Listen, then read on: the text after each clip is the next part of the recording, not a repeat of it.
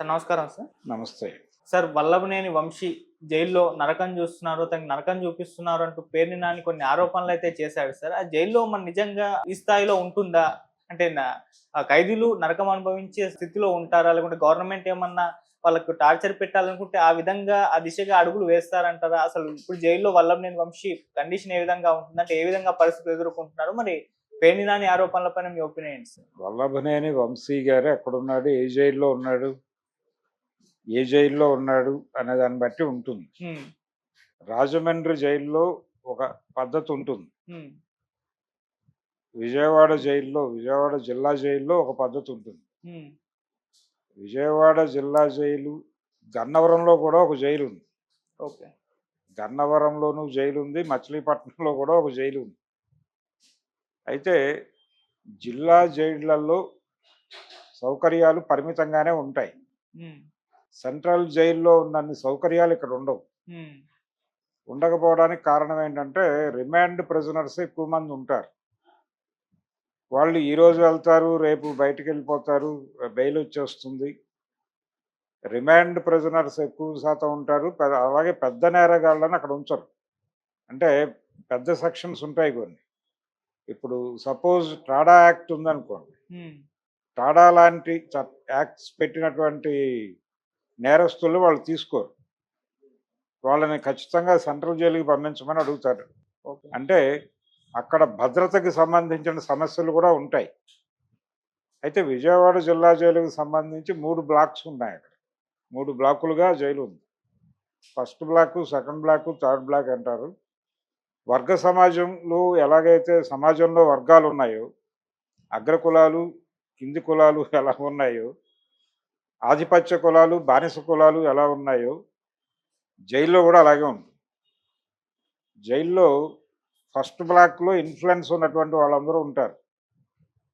అదేమీ పెద్ద గొప్పగా ఏముండదు. మామూలు రూమే, కాకపోతే కొంచెం ఫ్యాను, గది చిన్నగా ఉంటుంది. ముందు చాలా స్పేస్ ఉంటుంది.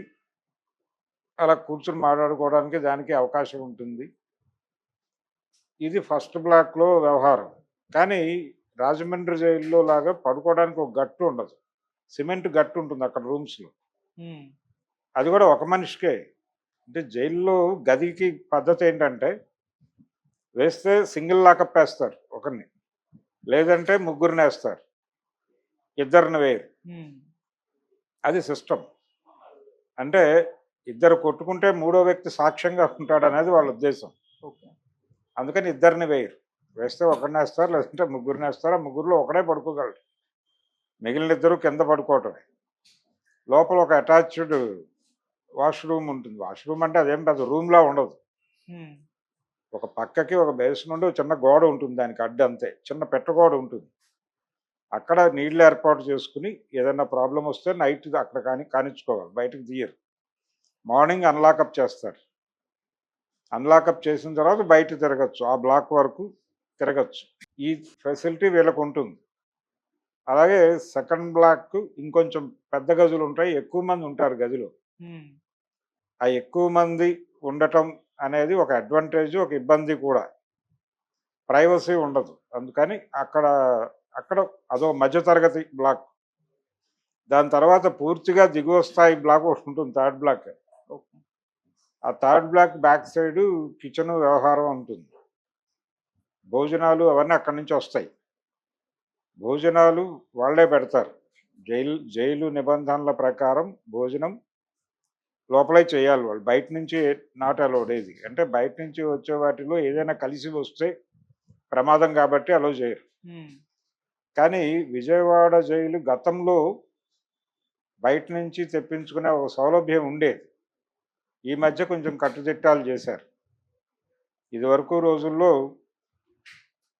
టిఫిన్ కూడా బయట నుంచి తెప్పించుకునేవాళ్ళు చాలామంది. ఓకే. అంటే లోపలికి వచ్చేటువంటి స్టాఫ్ ఉంటారు. అంటే ప్రిజన్ స్టాఫ్ మాత్రమే కాదు. కటింగ్ చేయటానికి వచ్చేటువంటి వాళ్ళు, ఇలాంటి స్టాఫ్ ఉంటారు కొంతమంది. పారిశుధ్యం, హ్మ్. వంట వాళ్ళు, ఇలాంటి వాళ్ళు బయట నుంచి వచ్చే స్టాఫ్ ఉంటుంది. వాళ్ళకి ముందు రోజే డబ్బులు ఇచ్చేస్తారు. రేపు బలాంది పట్టుకురాని. వీళ్ళకి ఒక హోటల్‌తో టై అప్ ఉంటుంది. అక్కడి నుంచి వీళ్ళు కోరిన టిఫిన్‌ల కాగితాలు నైటే వెళ్ళిపోతాయి. హ్మ్. ఉదయం 6 రెడీ అయిపోయి ఉంటాయి ప్యాకెట్స్ అన్ని. ఓకే. 7కి వాళ్ళు డ్యూటీకి వచ్చేటప్పుడు ఎవరి దాళ్ళకి పడేసి వెళ్ళిపోతారు. వెళ్ళిపోయే వాళ్ళు ఇదివరకు. ఇప్పుడు ఆ ఫెసిలిటీ లేదు. ఇదివరకు రోజుల్లో ఉండేది. ఇప్పుడు అది దాని స్థాయి పెంచారు. దాని స్థాయి పెంచిన తర్వాత పోయిందది. నిజానికి ఆ జైలు కూడా అక్కడి నుంచి తరలించాలి అని ఒక ప్రతిపాదన చాలా కాలంగా ఉంది. హ్మ్. చంద్రబాబు నాయుడు గారు ఉమ్మడి రాష్ట్ర ముఖ్యమంత్రిగా ఉన్న రోజుల నుంచి ఆ ప్రతిపాదన ఉంది. ఆ జైలు అక్కడ తీసేయాలి అని. తీసేసి ఊరి చివర కట్టాలి అనే ప్రతిపాదన ఉంది. దానికి స్థలం కేటాయింపు కూడా జరిగింది. కానీ జైలు షిఫ్ట్ అవ్వట్లేదు. ఇక్కడే ఉంటోంది. ఇది సౌకర్యంగా ఉందని చెప్పి ఇక్కడ నడుపుతున్నారు. ఈ నడిపే క్రమంలో దీన్ని కొంచెం బెటర్మెంట్ చేశారు. కొంచెం కట్టుదిట్టమైన ఏర్పాట్లు చేశారు. అందులో భాగంగా కొన్ని ఫెసిలిటీస్ పోయినాయి. ఆ పోయిన ఫెసిలిటీస్‌లో ఇదొకటి. సో, బయట నుంచి తెప్పించుకునే వాళ్ళు చాలా బయట నుంచి వచ్చేసేవి. టీలు రెగ్యులర్‌గా వచ్చేవి బయట నుంచి. ఆ ఎదురుగుండా అంటే తాలూకా ఆఫీస్ ఉంటుంది. తాలూకా ఆఫీస్‌లోనే వెనకాల జైలు ఉంటుంది. ఇది బ్రిటిష్ వాళ్ళ స్ట్రక్చర్. ఎలా ఉంటుందంటే బ్రిటిష్ వాళ్ళ స్ట్రక్చరు లోకల్ ఆఫీసులన్నీ ఒకే కాంపౌండ్‌లో కడతారు. హ్మ్. ట్రెజరీ కూడా అక్కడే ఉంటుంది. ఓకే. ట్రెజరీ, తాలూకా ఆఫీసు, ఇతర ప్రభుత్వ కార్యాలయాలు, పౌర సరఫరాలు ఇవన్నీ ఒకే కాంపౌండ్‌లో కట్టేసి, ఆ కాంపౌండ్‌లోనే జైలు కూడా పెట్టేసేవారు. పెట్టేసి అది మొత్తం ఒక కాంపౌండ్ కింద ఉంటుంది. ఇది వాళ్ళ స్ట్రక్చర్. ఏ ఊళ్ళో అయినా ఇదే ఉంటుంది.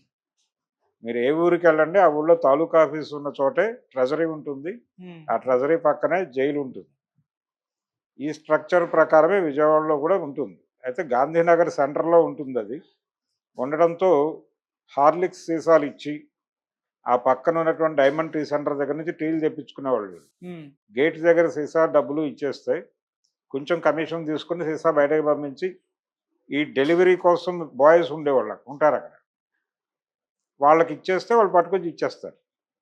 అంత ఈజీ మార్కెట్ యాక్సెసిబిలిటీ ఉండేది విజయవాడ జైలుకి. ఇప్పుడు కొంచెం కట్టుదిట్టం చేశారు. ఒక గేటు వ్యవస్థ అన్నీ వచ్చినాయి ఇప్పుడు. హ్మ్. పాత రోజుల్లో నేను ఆ జైల్లో ఉండగా పరిస్థితి ఉండేది. రాత్రి అంటే ప్రాపర్ కూర లేకపోతే బయట నుంచి డబ్బులు ఇచ్చేస్తే తెప్పించేసేవాళ్ళు. ఏదో కూర మనం చెప్పింది. దాంతో తినేసి పడుకునేవాళ్ళం. ఈ పరిస్థితి ఉండేది. కానీ ఈ మధ్య కొంచెం తగ్గింది. విజయవాడ జైలుని 5 స్టార్ జైలు అనేవాళ్ళు ఆ రోజుల్లో. 5 స్టార్ జైలు అంటే ఏదైనా దొరుకుతుంది మీ దగ్గర డబ్బులుంటే అనే పరిస్థితి ఉండేది. కానీ ఇప్పుడు అంత లేదు. జైల్లో ఏం పెడతారో అదే తినాలి. హ్మ్. చంద్రబాబు నాయుడు గారు కూడా అదే తినాలి రాజమండ్రిలో. కానీ ఆయనకి ఒక కోర్టు నుంచి పర్మిషన్ తెచ్చుకున్నాడు ఆయన. భోజనం బయట నుంచి తెప్పించుకుంటామని. అలాగే ఇక్కడ వల్లభనేని వంశీ దగ్గరికి వచ్చేసరికి ఆయనకి అనారోగ్య సమస్యలున్నాయి. ఆయన కింద పడుకోలేడు. పడుకున్నా లేవలేడు. ఆయన వెన్నుపూసకు సంబంధించినటువంటి సమస్యతో బాధపడుతున్నాడు. అందుకని ఆయన కింద పడుకోవడం కుదరదు కాబట్టి లోపల ఫెసిలిటీస్ ఏమి ఉండవు ఇమ్మీడియట్‌గా. వెళ్ళినప్పుడు అలా అడ్జస్ట్ అవ్వాల్సిందే. కిందే ఉంటుంది. వాళ్ళు ఇచ్చేది ఏమిటి? ఒక పట్టా ఇస్తారు. ఒక దుప్పటి ఇస్తారు. అంతే. కింద వేసుకోవడానికి ఒకటి, పైన కప్పుకోవడానికి ఒకటి ఇచ్చి ఒక జైళ్ళల్లో రాజమండ్రిలోనో మరో చోట తయారైనటువంటి జనపనార పట్టా ఒకటి ఇస్తారు. హ్మ్. ఆ పట్టా వేసుకుని దాని మీద వాళ్ళు ఇచ్చినటువంటి ఒక దుప్పటి వేసుకుని దాని మీద పడుకోవడమే. తల కిందకి దిళ్ళు గిళ్ళు ఏమీ ఇవ్వరు వాళ్ళు. జైలు ప్రొవైడ్ చేయదు. వాటితోనే గడిపేయాలి. వాటితోనే గడిపేస్తారు. కాకపోతే వీళ్ళు బయట ప్రీమియం లైఫ్‌కి అలవాటు పడి ఉంటారు కాబట్టి, ఆ ప్రీమియం లైఫ్ తాలూకా జబ్బులు కూడా ఉంటాయి కాబట్టి, ఇప్పుడు అతని వైఫ్ చెప్పింది. బ్యాక్ ప్రాబ్లమ్ ఉంది. ఆయనకు వెన్నుపూస సమస్యలున్నాయి. హ్మ్. ఈ వెన్నుపూస సమస్య ఉన్న వాళ్ళకి నిజానికి అలా కటిక నేల మీద పడుకోవటం అనేది ఒక నివారణ. అనవసరంగా వీళ్ళు ఆఫీసర్స్‌కి పిటిషన్స్ అవి పెట్టుకుని, పరుపులు అవి ఏర్పాటు చేసే ప్రయత్నం చేస్తున్నారు. పరుపులు అలాట్ అయి ఉంటాయి. కన్సిడరేషన్ ఉంటుంది. కన్సిడర్ చేస్తారు. పోలీసు అంటే దీనికి కోర్టు దాకా వెళ్ళక్కర్లేదు. కోర్టు నుంచి పర్మిషన్ తెచ్చుకోవాల్సినవి కొన్ని ఉంటాయి. ఈ భోజనం వ్యవహారంలో కోర్టు పర్మిషన్ ఇవ్వాల్సిందే కానీ, ఈయనకి మెడికల్ సర్టిఫికేట్స్ డాక్టర్ ఉంటాడు లోపల. వారు ఈ ప్రాబ్లమ్ ఉన్నవాడు ఇలా పడుకోవడం కష్టం అంటే కనుక దానికి సంబంధించిన ఏర్పాట్లు బయట నుంచి చేసుకుంటే వాళ్ళు అలౌ చేస్తారు. ఓకే. అది సూపరింటెండెంట్ నిర్ణయానికే ఉంటుంది. సూపరింటెండెంట్ నిర్ణయం పరిధిలో ఉన్నటువంటి సౌకర్యాలు వాళ్ళు ఇస్తారు. అలా సౌకర్యాలు ఇవ్వడానికి ఆల్రెడీ అంగీకరించారని చెప్పింది ఆవిడ. ఇంకా వేరే ప్రాబ్లం లేదు. ఇంకా వేరే ప్రాబ్లం ఏమిటి వీళ్ళకి సమస్య? లోపల నుంచి అవుట్ క్యాంటీన్ అని ఒక ఫెసిలిటీ ఉంటుంది. ఆ అవుట్ క్యాంటీన్ రాసి ఏదైనా కావాలంటే తెప్పించుకోవచ్చు. దిండు తెప్పించుకోవచ్చు, లేకపోతే ఇంకొక 2 దుప్పట్లు తెప్పించుకోవచ్చు బయట నుంచి. అంటే వీళ్ళ అకౌంట్లో డబ్బులు ఉంటాయి. పీసీపీ అని ఒక అకౌంట్ ఓపెన్ చేస్తారు జైలుకి వెళ్ళిన ప్రతోడికి. Personal cash and property account అనేది దాని పేరు పీసీపీ అంటారు. ఆ పీసీపీలో మీ డబ్బులు ఉంటే ఆ డబ్బుల నుంచి మీరు పిటిషన్ రాసి మీకు ఏం కావాలో తెప్పించుకోవచ్చు. అవుట్ క్యాంటీన్ వార్డర్ అని ఉంటాడు.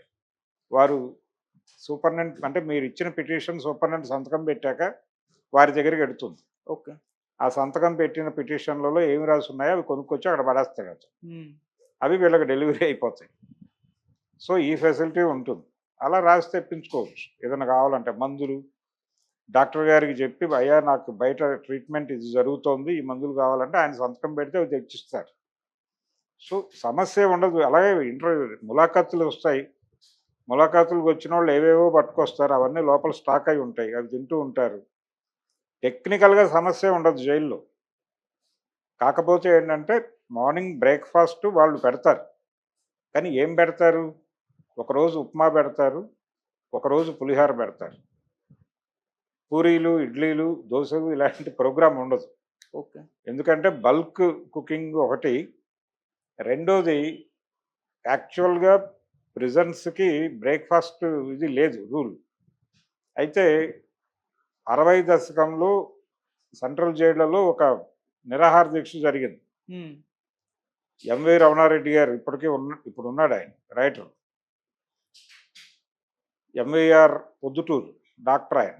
వారు అప్పుడు జైల్లో ఉన్నాడు అక్కడ రాజమండ్రిలో. వీళ్ళందరూ ఒక సమ్మె చేసి ప్రభుత్వం నుంచి ఒక ప్రొవిజన్ తీసుకున్నారు కానీ దానికి స్పెషల్ రేషన్ ఇవ్వాలి అనే డిమాండ్ సాధించుకోవాలి. ఓకే. దాంతో ఏంటి వీళ్ళకి భోజనాలకి దానికి ఇచ్చినటువంటి అలాట్మెంట్లోనే బ్రేక్ఫాస్ట్కి కొంత రైస్ తీశారు విడిగా.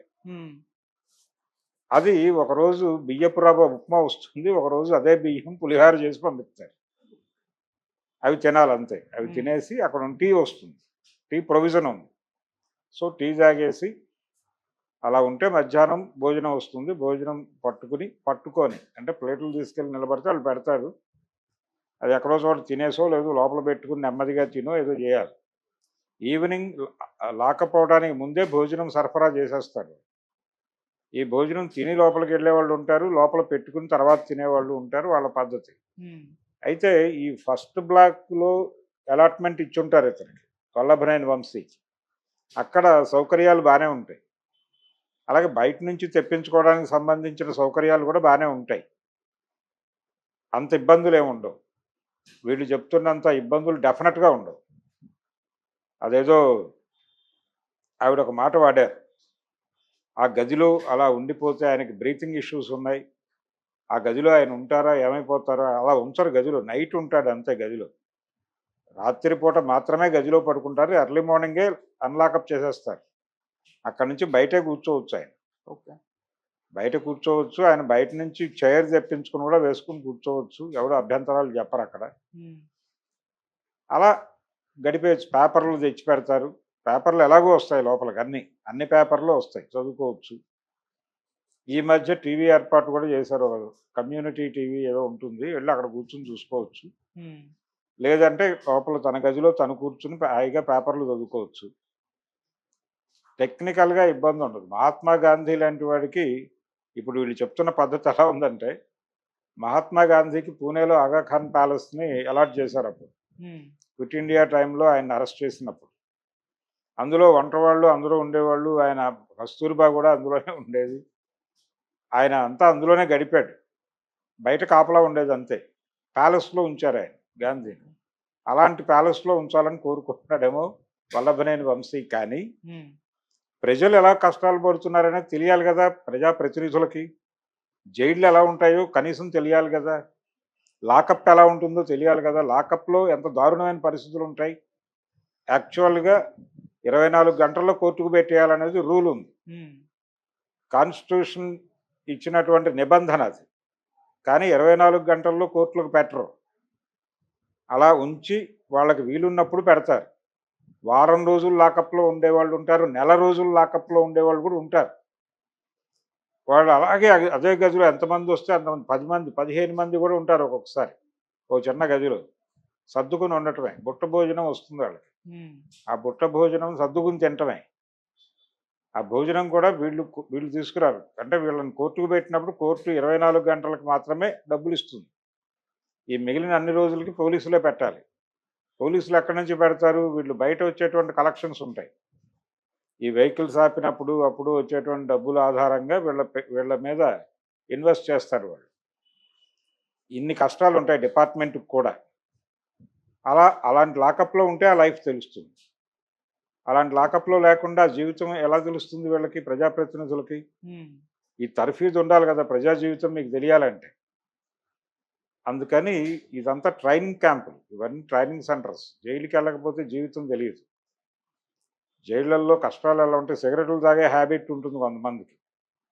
లోపలికి వెళ్ళగానే సిగరెట్ దొరకదే. కానీ వీడికి టెన్షను, ఈ కేసు ఏమైపోతుందో తెలియని టెన్షను, జైలుకి వచ్చేసామనేటువంటి ఒక టెన్షను, ఇలా సైకలాజికల్ డిప్రెషన్స్ రకరకాలుగా ఉండి వీడికి సిగరెట్ కోసం వెంపర్లాడతాడు. ఈ సిగరెట్లు వడ్డీకి అమ్ముతారు లోపల. అంటే కొంతమంది దగ్గర ఉంటాయి పెట్టెలు. ఓకే. వాళ్ళు వీడి నెంబరు, వీడికి ఒక అండర్ ట్రయల్ అయితే అండర్ ట్రయల్ డ్యూటీ నెంబర్ అని ఇస్తారు. లేదు శిక్ష పడితే కన్విక్ట్ అయ్యాడని చెప్పి కన్విక్ట్ నెంబర్ ఇస్తారు. ఈ నెంబర్లు అవి నోట్ చేసుకుని వాటితో ఒక అండర్టేకింగ్ రాయించుకుని వాడికి ఒక సిగరెట్ పెట్టిస్తారు. ఒక సిగరెట్ పెట్టెకి 2 సిగరెట్ పెట్టెలు ఎదురివ్వాలి. వీడి అకౌంట్లో డబ్బులు పడి వీడు బయట నుంచి తెప్పించుకుని వాడికి ఇవ్వాలి. ఇది కండిషన్. ఈ 2 పెట్టెలు ఇస్తారని చెప్తే ఒక పెట్టిస్తాడు. ఇది వడ్డీ. ఒక పెట్టె వీడు తీసుకున్న దానికి చెల్లింపు, ఒకటి వడ్డీ కింద చెల్లింపు. 1:2 నిష్పత్తిలో మీరు సంతకం పెట్టాలి దేనికైనా. ఈ వ్యసన పరుల కోసం వడ్డీ వ్యాపారం నడుస్తుంది లోపల. ఇలా ఇదంతా తెలియాలి కదా జీవితం. తెలియాలంటే ఆ లైఫ్ అనుభవించాలి. నువ్వేమో బయట రాజకీయ వ్యాపారం చేసి, సీరియస్గా రాజకీయ వ్యాపారం చేసి కోట్లు సంపాదించుకుని ఉన్నవాళ్ళు వీళ్ళెవరు తిండికి గతి లేని పరిస్థితుల్లో ఏ రాజకీయ నాయకుడు లేడు ఇప్పుడు భారతదేశం. కాబట్టి వీళ్ళ జైల్లో సమస్యలు బాధపడుతున్నారు. ఆవిడ అన్నట్టుగా సింగిల్ సల్లు గాలాడక ఏమైపోతాడో ఆయన అని మాడని అమాయకంగా తెలియక ఆయన హాయిగా తిరుగుతాడు బయట. ఏమీ కాదు ఆయనకి. బయట నుంచి తెప్పించుకొని తింటాడు. వీళ్ళు కోర్టుకు వెళ్ళి పిటిషన్ పెట్టుకుంటే ఈయనకు కూడా బయట నుంచి అంటే అనారోగ్యము, స్పెషల్ డైట్ కావాలి అనేది ఒక మెడికల్ ఇది ఉండాలి. ఒక రికార్డు చూపించి ఆ రికార్డు మీద ఒక శాంక్షన్ తెచ్చుకుంటే వారికి బయట నుంచి భోజనం అలౌ చేస్తారు. ఆ భోజనం బయట నుంచి మూట వస్తుంది, లోపలికి తీసుకెళ్ళి ఇచ్చేస్తారు. మళ్ళీ అక్కడ తిన్న తర్వాత తీసుకొచ్చి బయట పడేస్తారు. అది తీసుకుని మళ్ళీ సాయంత్రం వచ్చినప్పుడు డెలివరీ ఇస్తారు. ఇచ్చే మార్నింగ్ బ్రేక్ఫాస్ట్ నుంచి అన్నీ బయట నుంచి తెప్పించుకోవచ్చు. ఆ ప్రొవిజన్ కోర్టు నుంచి తెచ్చుకోగలిగితే అది ఎలాగూ చేస్తారు. అలాగే ఆయన కింద పడుకోకుండా లోపల పరుపు అవి ఏర్పాటు చేయడానికి సంబంధించి ఆల్రెడీ సూపరింటెండెంట్ స్థాయిలో ఒక అంగీకారం వచ్చిందని కూడా చెప్పారు ఆవిడ. అందుకని జైల్లో కష్టాలు అనేవి పెద్ద కష్టాలుగా చూస్తే కష్టాలు తప్ప కష్టాలే ఉండవు. హాయిగానే ఉంటుంది, సరదాగానే ఉంటుంది జైలు. పేపర్లు వస్తాయి, పేపర్లు చదువుకోవచ్చు. ఇంకా కావాలంటే డబ్బులు ఇచ్చి అవుట్ క్యాంటీన్ రాసుకుని పత్రికలు తెప్పించుకోవచ్చు, బుక్స్ తెప్పించుకోవచ్చు, చదువుకోవచ్చు లోపల కూర్చుని హాయిగా. బయట చదువుకునే వెసులుబాటు ఉండదు. జైల్లో చాలా వెసులుబాటు ఉంటుంది, హాయిగా చదువుకోవచ్చు. ఈ లోపల ములాఖాతులు వస్తాయి వీళ్ళకి రకరకాలుగా. పొద్దున్న ఇద్దరు వస్తారు, మధ్యాహ్నం ఒకడు వస్తాడు, సాయంత్రం వస్తాడు. యాక్చువల్గా ఒకటి కంటే ఇవ్వకూడదు కానీ వీళ్ళకి స్పెషల్ కన్సిడరేషన్ కింద ఇస్తారు. అక్కడే సగం పైన గడిపేస్తారు వీళ్ళ గదిలో కూర్చుని. ఆ ములాఖాత్ రూమ్లో పైగా పర్సనల్ ములాఖాతులే ఉంటాయి. ఇదివరకట్లాగా జాలీ ములాఖాతులు ఇదివరకు లేదు. మరి ఇప్పుడేమైనా పెట్టారేమో తెలియదు నాకు. విజయవాడ సబ్ జైల్లో గతంలో ఒక ములాఖాత్ రూమ్ ఉండేది. ఆ ములాఖాత్ రూమ్లోకి వచ్చి ఫిజికల్గానే కూర్చొని మాట్లాడుకునేవాళ్ళు. వాళ్ళు కాపలా కాసేవాళ్ళు. అయితే తర్వాత రోజుల్లో వైఎస్ రాజశేఖర రెడ్డి సీఎంగా ఉండగా అన్ని జైళ్లలోనూ జాలీ ములాఖాతులే పెట్టమన్నాడు ఆయన, సెక్యూరిటీ ప్రాబ్లం రీత్యా. అలా ఒకవేళ ఇప్పుడేమైనా జాలీ ములాఖాతులు ఉన్నాయేమో కానీ వీళ్ళకి స్పెషల్